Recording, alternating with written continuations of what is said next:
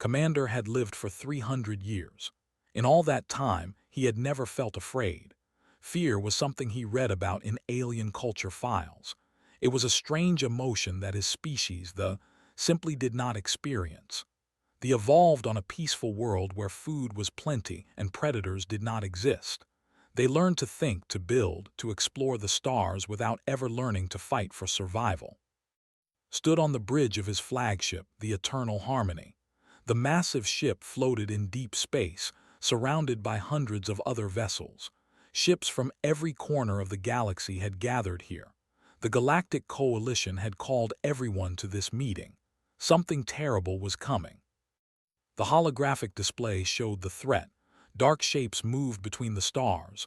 They were called the Devourers. No one knew where they came from. They appeared 6 months ago at the edge of known space. Every world they touched became silent. Every station they reached went dark. They consumed everything. They left nothing behind. The Devourers have destroyed 47 colonies, the coalition leader announced. Her voice echoed through the bridge. We must stand together or fall separately. Watched as each species reported their contributions. They brought their energy shields. They offered their plasma weapons. They provided their fastest ships. Everyone gave what they could. Then the humans arrived. 3 small ships appeared on the scanner. They looked old. Their hulls showed wear and damage from long travel. These were human frigates, and by galactic standards, they were outdated by at least 50 years. "Is this a joke?" second officer whispered. 3 ships, from a species we just discovered. Had read the file on humans. They came from a planet called Earth in a quiet corner of the galaxy. They had only achieved faster-than-light travel 30 years ago. They were newcomers, bobbies in the great cosmic family.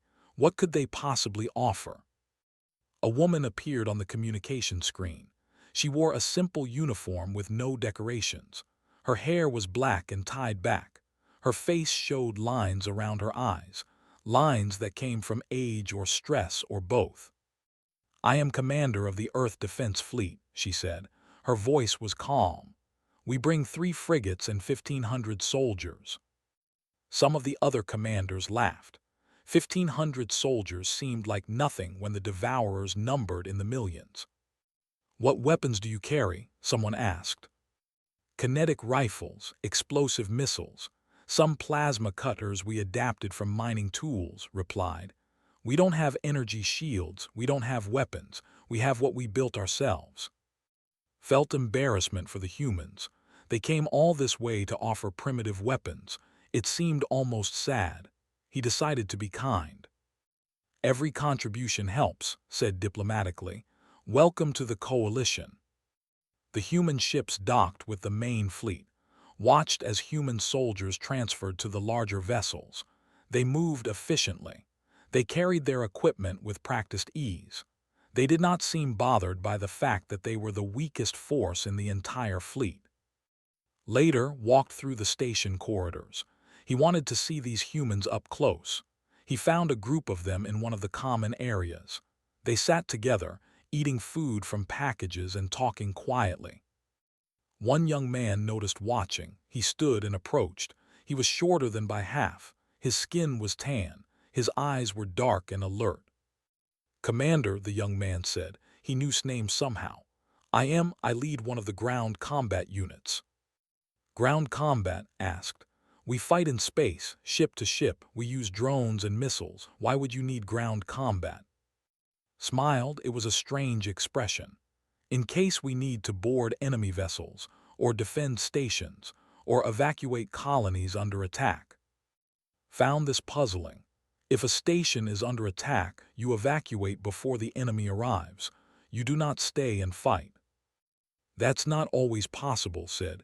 "Sometimes people get trapped. Sometimes you have to buy them time." "Buy them time," repeated slowly. "You mean sacrifice yourself so others can escape?" "If necessary, yes." Stared at the young human. Spoke of dying as if it was just another option, just another tool in the box. This seemed insane. A woman joined them. She carried a tablet computer. Her fingers moved quickly across the screen. "This is," said. "She's our combat engineer. She makes things work when they shouldn't." "Pleased to meet you, Commander," said. She barely looked up from her work. "I'm trying to figure out how to modify our missiles to work with your targeting systems. Your tech is incredible, so much more advanced than ours." "Then why not just use our weapons?" asked. "Because we don't know how to fix them if they break," replied. "We understand our own equipment. We can repair it with whatever we find.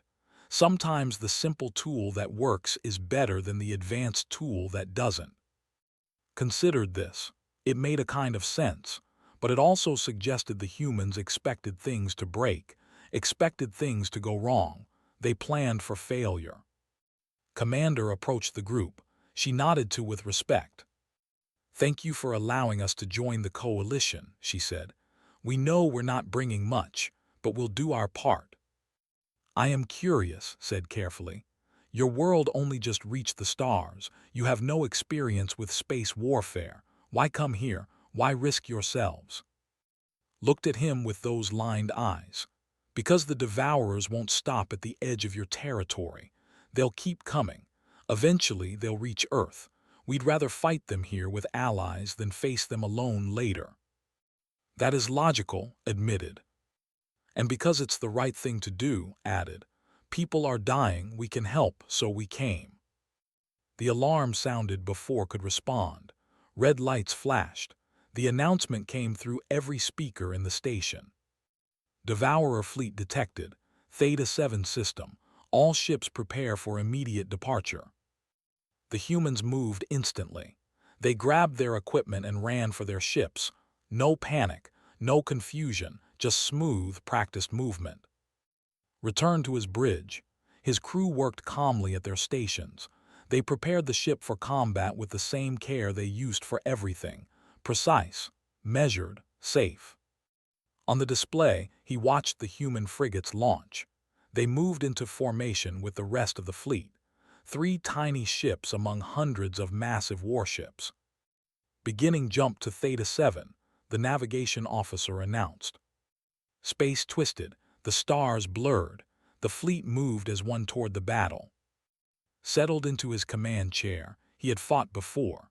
They had conflicts with pirates and raiders, but always at a distance, always with overwhelming force, always with minimal risk. He looked at the human ships on his display. He wondered what these strange, primitive newcomers would do when the real fighting started. He would find out very soon. The fleet arrived at Theta 7 in perfect formation, watched the tactical display as hundreds of ships took their positions. Everything happened according to plan. Everyone knew their role. The coalition had practiced this many times. Then the Devourers appeared. The scanner showed them first. Red dots filled the screen. Hundreds, then thousands. They kept coming. They emerged from dark space like insects pouring from a broken nest. "Enemy count at 4,000, the sensor officer reported. His voice stayed calm but heard the slight change in tone, still increasing. The Devourer ships were massive. Each one looked like a living thing, organic curves and pooling surfaces. They moved in swarms, flowing around each other like schools of fish. They had no formation, no strategy that anyone could see. They just came forward in an endless wave. "All ships engage at maximum range," the coalition commander ordered. "Maintain defensive formation." The fleet opened fire. Energy beams crossed space in brilliant lines. Missiles streaked toward the enemy. Explosions bloomed in the darkness. The Devourers died by dozens, but more kept coming. "They're closing distance," the tactical officer said. "Devourer fleet will reach engagement range in 3 minutes." Watched the numbers carefully. The coalition was winning. They destroyed 5 Devourer ships for every hit they took. The mathematics favored them, but the Devourers had so many ships. The battle would last hours at this rate. Then the human ships moved. Saw it on his display. 3 small ships broke formation. They accelerated forward, straight toward the Devourer swarm. "What are they doing?" his second officer asked. "Opened a channel to the human flagship. Commander, you are breaking formation. Return to your position." His face appeared on the screen. She looked focused, intent. "Negative, Commander, we're executing close assault." "Close assault? That's suicide. Return to the fleet." "Thank you for your concern," said, "but we know what we're doing. Earth Defense Fleet out." The channel closed. Could only watch as the 3 human ships dove into the Devourer swarm. The first human frigate, the Indomitable, fired all its weapons at once. Missiles and kinetic rounds tore through a Devourer vessel. The alien ship exploded in a shower of organic matter, but the explosion damaged the human ship too. Its hull breached. Atmosphere vented into space. "The Indomitable is crippled," said. "They must abandon ship." But the humans did not abandon ship, not the way expected. The Indomitable fired its escape pods, but instead of heading to safety, the pods aimed straight at another Devourer vessel. They slammed into the organic hull like bullets. Hatches blew open. Human soldiers poured out onto the enemy ship's surface. His crew watched in silence. No one could believe what they were seeing. The humans wore armored suits. They carried plasma cutters and explosives. They cut through the Devourer's hull and dropped inside. Inside a living ship. Inside a creature that was trying to digest them. "Sir, the humans are boarding the Devourer vessels," the communications officer said. His voice shook slightly. On another screen saw the helmet camera feed from a human soldier. The view showed the inside of a Devourer ship. Everything was wet, organic. The walls pulsed like living tissue. Strange growths hung from the ceiling. The air was filled with spores and acid mist. The soldier, a man named, led his squad deeper into the ship. They moved quickly, efficiently. When Devourer defenders appeared, strange insect-like creatures, the humans killed them with short bursts of fire. They did not hesitate. They did not slow down. "Primary conduit located," his voice came through the radio. He was breathing hard, but his voice stayed steady. "Planting charges." "The structure is collapsing around you," someone said. "Get out." 30 seconds, replied. "We'll make it." They did not make it. The charges detonated. The Devourer ship broke apart from the inside. Massive pieces of organic hull tumbled through space. The explosion killed everything inside, including squad. Stared at the screen. 23 human soldiers had just died. They knew they would die. They went anyway. "Second human frigate is engaging," the tactical officer reported. The fighting continued. The other 2 human ships used the same tactics. They attacked at close range. They took horrible damage. Their crews boarded enemy vessels even when it meant certain death. But the strategy worked. The humans created chaos in the Devourer formation. The swarm became confused. Ships collided with each other. They could not maintain their advance. The coalition fleet took advantage. They focused fire on the confused Devourers. 17 enemy ships died in quick succession. "Devourer fleet is breaking off," the sensor officer announced. "They're retreating." Cheers erupted across the coalition fleet. They had won. The first real victory against the Devourers. Did not cheer. He could not stop thinking about what he had seen. After the battle, he went to the medical bay. Human casualties were being treated there. The survivors from the boarding actions. Those who somehow made it back. Found a young man sitting on a medical bed. The man's right arm was missing, cut off at the shoulder, but he was laughing, actually laughing. His friends surrounded him, telling stories and joking. "You should have seen the look on that thing's face," the injured man said. "His name was Minu, right before I shot it." "Those things don't have faces," someone replied. "Well, it should have had one, because it looked really surprised." They all laughed, even Minu, even though he had lost an arm. "Approached slowly. I wanted to check on your condition," he said. "That was a serious injury." "I'll be fine, Commander," Minu said. He gestured with his remaining arm. "They're fitting me with a mechanical replacement. I'll be back on duty in 2 weeks." "Back on duty," repeated, "after what happened?" "Of course, why wouldn't I be?" Did not know how to answer that question. He looked at the other humans in the medical bay. Some had burns, some had broken bones, some had worse injuries, but none of them looked defeated. None of them looked like they wanted to quit.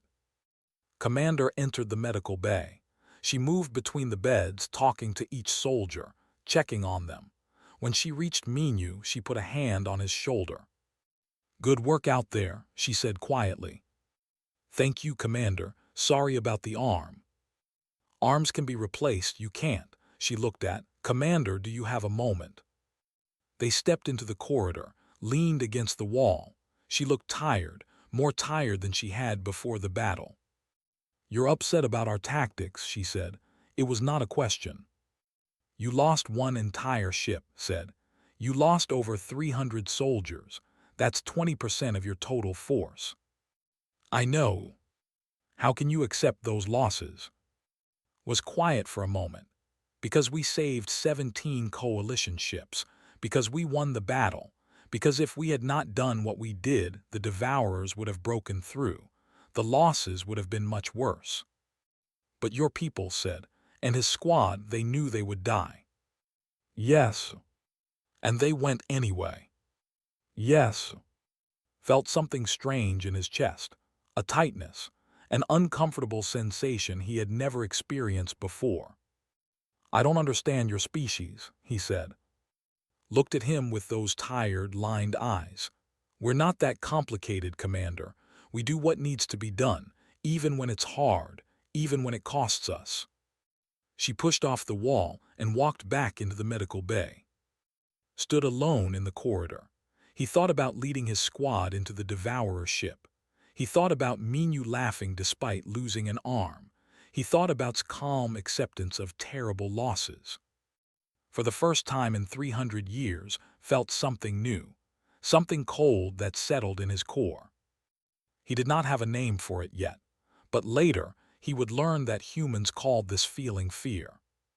3 days passed after the battle. The coalition fleet regrouped and repaired damaged ships. They prepared for the next engagement. Everyone knew the Devourers would return. Could not stop thinking about what he had witnessed.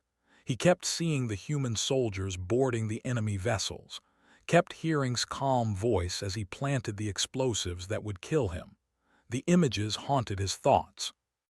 He did not dream, but found himself imagining those final moments over and over. What did it feel like to know death was coming? What made someone walk toward it anyway? He decided he needed to understand. He needed to know what kind of beings these humans really were. Went to the human section of the station. The area was smaller than those given to other species. The humans had not complained. They took what they were given and made it work. He found in one of the workshops. She was bent over a table covered with tools and parts. Her hands moved quickly, assembling something did not recognize. "Commander," she said without looking up, "what can I do for you?" "I want to learn about humans," said. "I want to understand your species." Paused, she looked at him with curiosity. "That's a big request. Where should I start? Why do you fight the way you do? Why accept such terrible losses?" Put down her tools, she gestured to a chair. "Sit, this will take a while." Sat, pulled out a tablet computer and activated it. Images appeared on the screen. "This is Earth," she said. The image showed a blue and green planet. "Our home world, beautiful, right?" "Yes," agreed. "It tried to kill us repeatedly," swiped through images. "Ice ages, supervolcanoes, asteroid impacts, pandemics. Our planet went through cycles of mass extinction. Every few million years, something wiped out most life. But you survived." "Barely. About 70,000 years ago, our population dropped to maybe 10,000 individuals. One bad season could have ended our entire species. But we didn't die. We adapted. We learned. We spread across the planet." Showed him more images. humans living in frozen wastelands, humans crossing vast deserts, humans sailing tiny boats across enormous oceans. We're persistence hunters, explained. Our ancestors would pick an animal and chase it, not fast, just steady, for hours, for days. The animal would run and run until it collapsed from exhaustion. Then we would catch it. We didn't win by being strongest or fastest. We won by never giving up. Looked at the images. Humans in every environment, every climate, every condition. Your world sounds terrible, he said. It made us tough, replied, but it also made us kill each other. She showed him something new. Battles, wars, humans fighting humans, cities burning, weapons devastating the landscape. We fought each other for thousands of years, said quietly.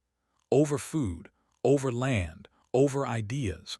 We built weapons to kill each other, some so powerful they could destroy entire cities in seconds. Why? Because we were scared, because we wanted what others had, because we thought our way was the only right way, shook her head. We almost destroyed ourselves. We came very close to making our own planet unlivable. What stopped you? We learned slowly, painfully. We learned that we were all humans, that we needed each other to survive. We learned that working together was better than fighting. She smiled slightly. It took us a long time, too long. Millions died teaching us that lesson. Studied the images. He saw the progression. Primitive weapons becoming more advanced. Small conflicts becoming massive wars. And then, gradually, the wars becoming less frequent. The weapons being put aside. When we reached the stars, said, we hoped we were done fighting. We hoped we could explore and learn and build. Then we heard about the devourers, about entire species being wiped out, and we realized something. What?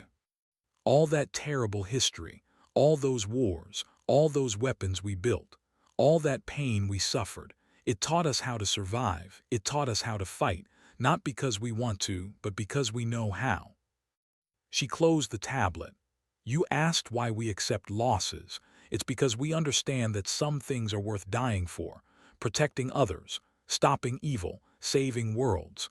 We learned those lessons in blood, our blood, and now we use those lessons to protect everyone else. Sat in silence. He tried to process what he had learned. They evolved in peace. They never faced extinction. They never had to fight for survival. They never had to choose between dying and letting others die. The humans had faced all of that, and it made them into something was beginning to find terrifying. I need to show you something else, said. She led him to another room. The room was set up as a memorial. One wall was covered with photographs, faces, hundreds of faces. Beneath each photo was a name and 2 dates. These are the humans who died in the battle, explained. We remember everyone. We say their names. We tell their stories. Found's photo. The young man smiled in the image. He looked happy, full of life. He was 24 years old, said softly. He wanted to be a teacher when he got back to Earth. He loved children. He loved sharing knowledge. She touched the photo gently. He died inside a devourer ship to save people he never met. Why put this on display? Asked. Why not forget? It seems painful to remember. Because forgetting would dishonor them. They gave everything. The least we can do is remember. Looked at all the faces. Each one a person with dreams and hopes and people who loved them. All gone. And the humans who survived carried their memory forward. Does it hurt? Asked. To remember. Yes, said. Every time. But the pain reminds us why we fight. It reminds us what we're protecting. It makes us stronger. Left the memorial room feeling strange. The cold sensation in his chest had grown. It pressed against his organs, made his breathing difficult. He found Commander in the observation deck. She stood alone, looking out at the stars. Commander said, "May I speak with you?" Of course. Stood beside her. They watched the stars in silence for a moment. Showed me your history, said. Your wars, your near extinction, your survival. And now you understand why we fight the way we do." "No," said honestly. "Now I'm more confused. You suffered so much. You almost died out. Why come here? Why risk dying for species you just met?" Looked at him. "Because if we don't, who will? We have the skills. We have the experience. We know how to fight against impossible odds. We know how to survive when everything says we should die." "But you're not surviving. Your people are dying." Some of us agreed. But humanity survives. The coalition survives. The innocent people on the worlds the devourers would destroy survive. That's what matters. "I don't think like that," admitted. "My people don't think like that. We calculate risks. We minimize losses. We protect ourselves first." "There's nothing wrong with that," said. "But someone has to be willing to pay the price. Someone has to stand at the front and take the hit so others don't have to." "You're saying humans are willing to be that someone?" "We're the best at it. We've had more practice than anyone else." The alarm sounded, the same red lights, the same announcement. "Devourer fleet detected. Gamma 3 system. All ships prepare for departure." Straightened, she turned to leave. Then she paused and looked back at. "You're afraid of us," she said. It was not a question. Wanted to deny it, but he realized it was true. "Yes," he said quietly. "Good," replied.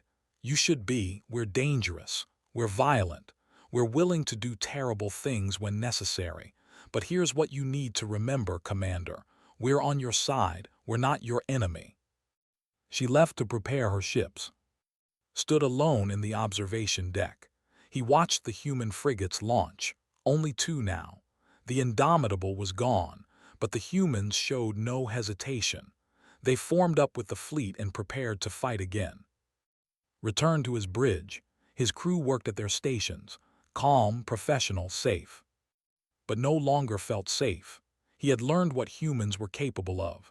He had seen their history, their capacity for violence, their willingness to die.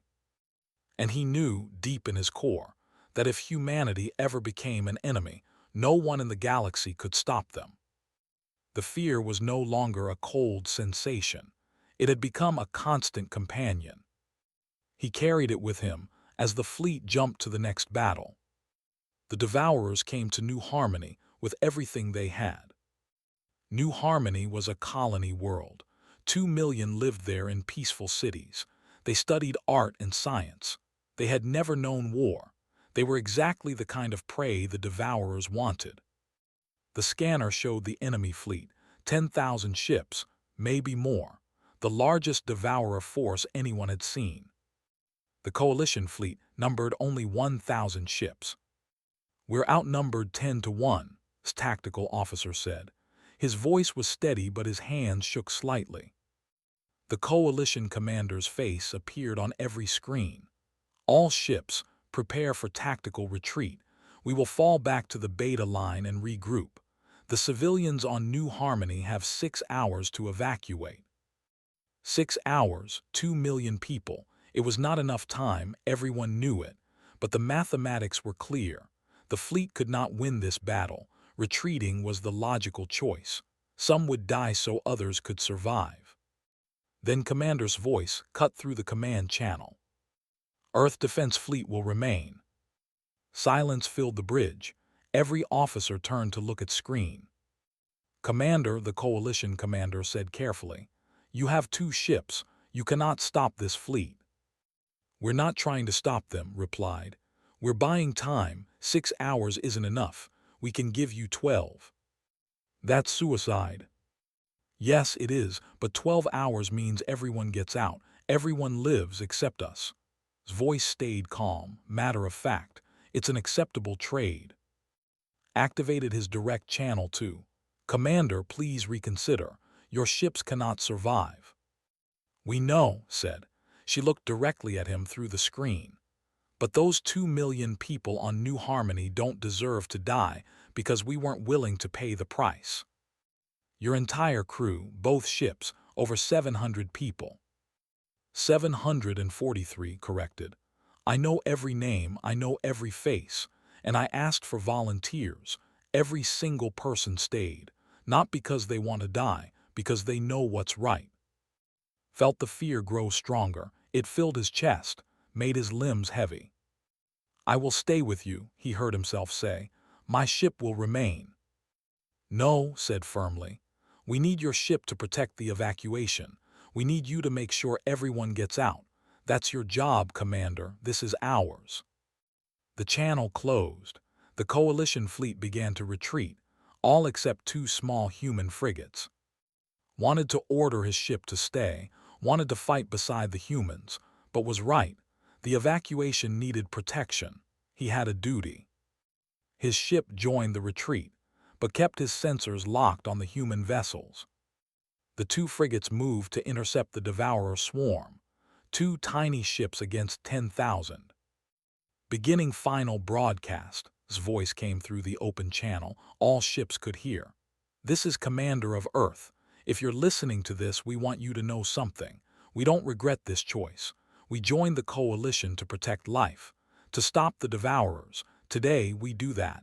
Today, we make sure 2 million people see tomorrow. Another voice joined the broadcast. A man. This is Captain of the Valiant. To anyone who survives, tell Earth we did our duty.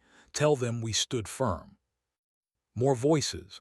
The entire crew of both ships, speaking their names, speaking their final words. Some cried, some laughed. Some sang songs did not understand. They sounded alive, fully, completely alive, even knowing they were about to die. The human ships reached weapons range. They opened fire. Missiles and kinetic rounds tore into the Devourer formation. They killed 1 ship, then 2, then 5. The Devourers swarmed them. Thousands of enemy vessels converged on the 2 human frigates. Valiant is taking heavy fire, sensor officer reported. Hull integrity at 30%. Ship, the Defiant, moved to shield the Valiant. It took the full force of the Devourer attack. Explosions rippled across its hull. Captain's voice came through the channel. She was breathing hard. Execute final protocol. Understood, Commander. It's been an honor. The Valiant turned. It accelerated straight toward the largest Devourer bioship. The massive enemy vessel was 3 times the size of any other, a command ship. What are they doing? Second officer asked. His voice came through the broadcast. She was on the Valiant. Engineering here. Reactor containment is disabled. Overload in 60 seconds. Understood. They were turning their ship into a bomb, using their own fusion reactor as a weapon. All crew to escape pods, Captain ordered. Negative, someone replied. Pods were damaged in the attack. They're not launching. Silence just for a moment. Then we ride it in, said. His voice did not waver. All hands, it's been a privilege serving with you. The Valiant struck the Devourer command ship at full speed. The fusion reactor detonated. Screen went white. Even at this distance, the explosion was blinding. When the display cleared, the command ship was gone. So were 5 other Devourer vessels nearby. Pieces of debris tumbled through space. Some were parts of ships. Some were organic matter. All of it was dead. 147 humans had died in that explosion, had watched their names scroll past on the broadcast, ages ranging from 19 to 62. All volunteers, all willing. The Defiant fought alone now. Commander's ship took hit after hit. Its hull was breaking apart. Atmosphere vented from dozens of breaches. Defiant, evacuate, transmitted. You've done enough. Get to the escape pods. Pods are already gone, replied. Her voice was strained. We launched them toward your ships, 43 crew members. Please pick them up. What about you? Someone has to fly the ship, Commander. Someone has to keep the Devourers busy. Kept fighting. Her ship was dying around her. Systems failed. Weapons stopped working. But she kept the Devourers' attention, kept them focused on her instead of chasing the fleeing coalition fleet. Then's voice joined the channel. Commander, this is, I stayed with Commander. We have one more surprise. You should have evacuated. Someone needs to set the charges, replied. Don't worry, we've made our peace with this. Charges asked. Before we met you, explained, we planned for war with aliens. We built contingencies. We built weapons using old technology, fission bombs, crude but effective. We hid them in our ships just in case. You have nuclear weapons on your ship, was horrified. That's barbaric. That's prepared, corrected, and right now it's useful. The Defiant changed course. It aimed for the center of the Devourer formation. It's been good knowing you, Commander, said. Take care of my crew. Tell them they did well. Await. The channel closed. The Defiant accelerated. The Devourers swarmed it. They tore the ship apart, but held course until the last possible moment. The nuclear devices detonated. Multiple explosions in rapid succession. The blast tore through the Devourer formation. Dozens of bioships died instantly. Hundreds more were damaged. The Devourer fleet broke off. They retreated. They had lost too many ships. The attack was over. New Harmony was saved. All 2 million civilians evacuated safely. The evacuation took 11 hours and 47 minutes, exactly enough time, because 743 humans gave everything they had. Stood on his bridge. Around him his crew celebrated. They had won. They had survived. But could not celebrate. He stared at the debris field. Somewhere in that wreckage were the remains of 2 human ships, the remains of 743 people who chose to die so others could live. He thought about his calm voice, his cheerful determination, Captain's steady courage, all gone now, all dead. The fear felt was no longer just cold. It was sharp. It cut him, because he understood now what humans truly were. They were a species that had learned to weaponize their own mortality. They did not fear death. They used it. They turned it into a tool, a weapon. And realized something terrible. If humanity ever decided the coalition was an enemy, nothing could stop them. They would throw themselves at any defense, accept any casualty rate, pay any price. They would win, eventually, always, because they were willing to do what no one else would.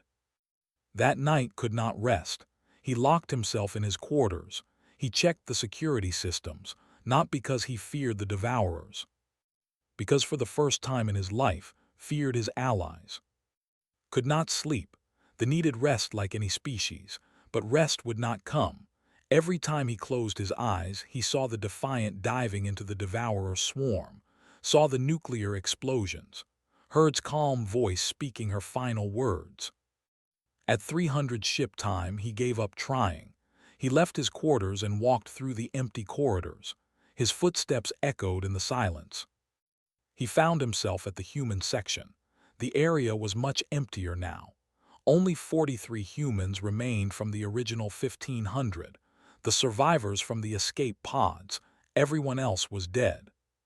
The lights were still on in one of the common rooms. Looked inside. Commander sat at a table. She was alive. She had been in one of the escape pods, but she did not look like someone who had survived. Her shoulders were hunched. Her face was wet. Humans leaked water from their eyes when they were sad. Had read about this. Commander, he said quietly, I thought you would be resting. Looked up, her eyes were red. I can't sleep. Every time I close my eyes, I see their faces. Sat down across from her. On the table was a tablet. It showed a list of names, 743 names, each with a small photo beside it. You said you didn't feel fear, said. I lied, replied. Or maybe I didn't understand the question. We feel fear constantly. We just learn to work through it. She touched the screen, scrolled through the names. I was supposed to die with them. I was supposed to stay on the ship, but threw me in an escape pod and launched it. She locked the controls so I couldn't come back. His voice broke. She took my place. Why would she do that? Because she said I was needed, said someone had to lead the survivors, had to make sure their sacrifice meant something. Wiped her eyes. I hate her for it, and I love her for it, and I'll never stop missing her. Looked at the names on the screen. each one a person with a story, with people who loved them. I'm afraid of your species, admitted. I have lived 300 years without fear, but watching your people die, watching them choose to die, it terrifies me. Good, said. You should be afraid of us. We're dangerous. We're violent. We come from a world that tried to kill us. We spent thousands of years killing each other. We learned to be monsters. She looked at him with those red, tired eyes. But here's what you need to understand, Commander. We're monsters who chose to protect instead of destroy. We're monsters who aim our violence at the real enemies. We're monsters who will die for people we just met because it's the right thing to do. His voice came from the doorway. She's right, you know. Turned, stood there alive. Not in the debris field. Not dead. She carried a bottle of human alcohol and wore a mechanical arm where her right arm used to be. Stood up quickly. How? I saw you stay on the ship. You saw me put you in the pod, replied. Then I got in the next one. I'm clever like that. She sat down and poured 3 glasses of the alcohol. Someone had to set the timer on the bombs. Didn't mean I had to be there when they went off. Stared at her. Then she laughed. It was a strange sound, half crying, half relief. She grabbed in a tight hug. I'm going to kill you for making me think you were dead, said. You'll have to wait in line. Kids will probably want to kill me first for not saving their dad. His voice went quiet. I tried, I really tried, but the pods on his side were too damaged. I know, said softly. You did everything you could. More humans entered the room. Minyu came in with his mechanical arm. Others followed. The 43 survivors, they gathered around the table. One young woman started speaking. Park, communications officer, 23 years old, loved music and wanted to compose symphonies. The others understood. They began speaking names. The dead. Each survivor spoke about someone they had lost. Captain, 51 years old, had 3 children on Earth, loved to cook. Lieutenant Sara, 28 years old, wanted to be a doctor, always made people laugh. Private, 19 years old, youngest on the Valiant, wrote poetry. They went through all 700 names. It took hours. They cried, they laughed, they shared stories, they remembered. Sat with them, listened to every name, every story. These were not just numbers, not just casualties. They were people, each one mattered. When they finished, the sun cycle was beginning. Artificial lights brightened gradually in the station. Why do you do this? Asked. Why remember if it hurts? Minyu answered. Because forgetting would hurt more. They gave everything. The least we can do is carry their memory. But doesn't the pain make you weak? No, said. The pain makes us stronger. It reminds us why we fight, what we're protecting, who we're honoring.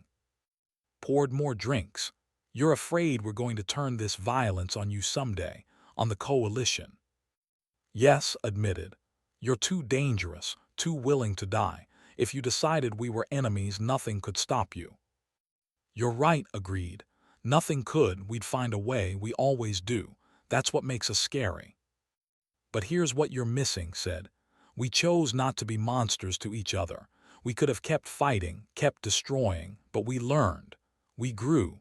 We decided cooperation was better than conflict.